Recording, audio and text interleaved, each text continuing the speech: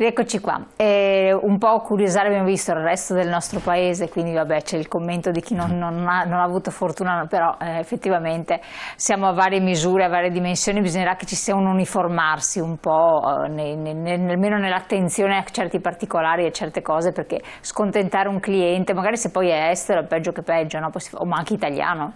Comunque diciamo, ci sono sicuramente gli strumenti per poter capire il livello qualitativo di una struttura, perché ci sono le guide di settore, ci sono le riviste di settore, c'è il mondo delle recensioni, ci sono i siti web, quindi un'attenzione informata sicuramente aiuta a fare la scelta migliore, perché purtroppo è difficile generalizzare, quindi come in tutti i settori ci sono operatori più o meno preparati, però ci sono gli strumenti per poterli riconoscere e premiare quelli che si impegnano nella loro attività quotidianamente, perché vi assicuro che c'è tanta passione in tutto il nostro territorio nazionale.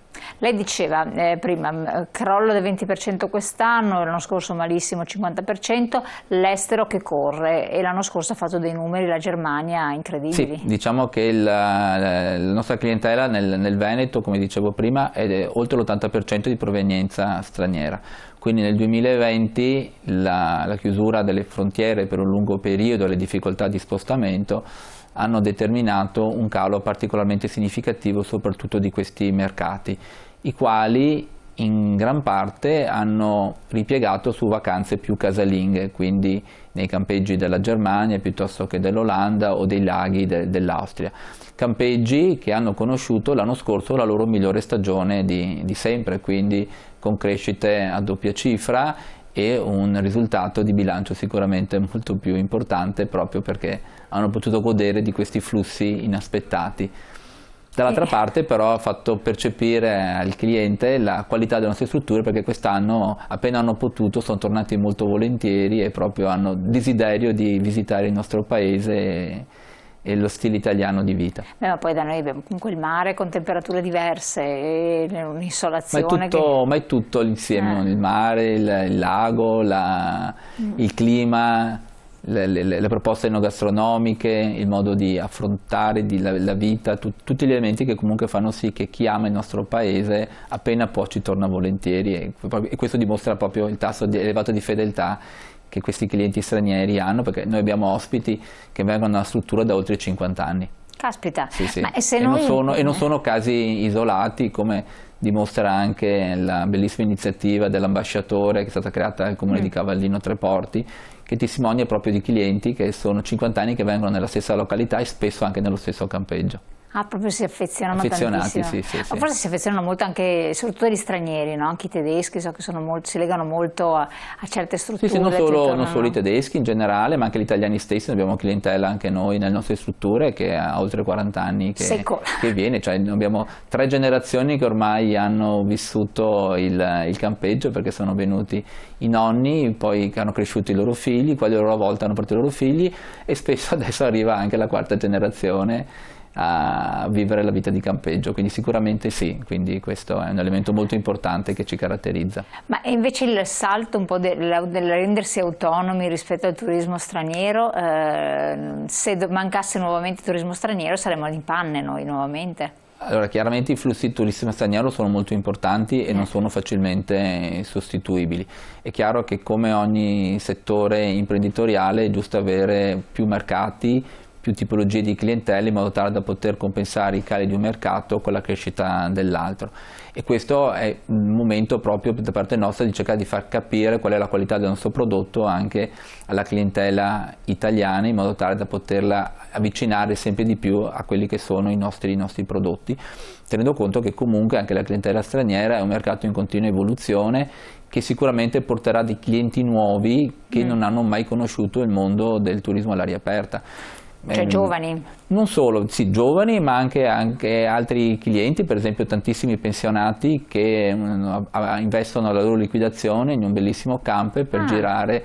Sì, dovete tener conto che in Germania l'anno scorso, 2020, quindi anno di pandemia, le immatricolazioni in generale di mezzi mobili, quindi caravan piuttosto che camper di dimensione varia, ha fatto più 30% rispetto all'anno precedente, quindi con numeri di assoluto rilievo. Hai una casetta vagante. Esatto, quindi c'è proprio un trend a livello europeo di nuova percezione del rapporto con la natura e il campeggio viene visto come uno dei mezzi, uno dei porti, come mi piace definirlo ai produttori di camper, di accoglienza naturali per questa tipologia di nuova clientela. Quindi è un mercato in notevole evoluzione, quindi al di là della nazionalità, che sicuramente è un aspetto importante, ci sono molti nuovi clienti che si stanno avvicinando al nostro settore.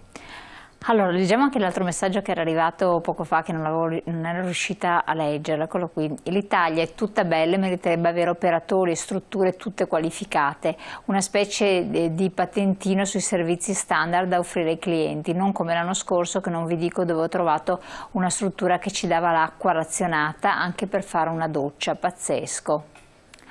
Questa però è un'associazione che riunisce vari a livello nazionale, non può intervenire sanzionando eventuali comportamenti scorretti, perché sono a discapito di tutti gli appartenenti. Allora, diciamo che la normativa turistica in generale in Italia è molto particolare, perché qui si fa un po' più nel tecnico, c'è una legge quadro nazionale che disciplina il settore e poi viene ad esserci una importante autonomia da parte di tutte le singole regioni, le quali disciplinano la materia turistica con delle specifiche norme regionali e degli specifici organi di controllo regionali, e quindi questo dipende anche poi molto da ogni singolo territorio, la definizione e il livello qualitativo dei servizi associati alle stelle o in generale alla qualità media delle strutture stesse, quindi diventa molto difficile poter coordinare a livello nazionale questo, però come sottolineiamo in precedenza ci sono comunque delle guide specializzate, dei settori specializzati che comunque vengono a svolgere un'attività molto importante nell'evidenziare quelli che sono i punti di forza e di criticità delle strutture stesse. Io invito sempre tutti i clienti a comunque chiamare, informarsi, domandare su quelli che sono i servizi garantiti e le modalità di erogazione delle stesse qualora avessero dei dubbi o fossero delle strutture che non hanno avuto modo di conoscere. Le nostre strutture sono caratterizzate prevalentemente da una clientela molto affezionata e la gran parte della clientela nuova molto spesso viene per effetto del passaparola, quindi per effetto di amici che hanno frequentato o di parenti. Quindi dal nostro punto di vista noi sappiamo che la nostra pubblicità principale viene dal poter offrire al cliente una vacanza di alto livello e di qualità, e quindi noi invitiamo tutte le persone a fare proprio questo, cioè documentarsi prima di partire per cercare di essere sicuri di trovare la struttura con tutti i comfort di cui richiedono e hanno bisogno. Diciamo, non è possibile da parte nostra poter garantire, perché la legge non ce lo permette, questo tipo di situazione. Poi è anche da dire che non tutti i campeggi sono associati alla nostra associazione, quindi ce ne sono moltissimi e spesso sono proprio quelli che vengono descritti nei commenti che qui letto, che non fanno neanche parte della nostra associazione.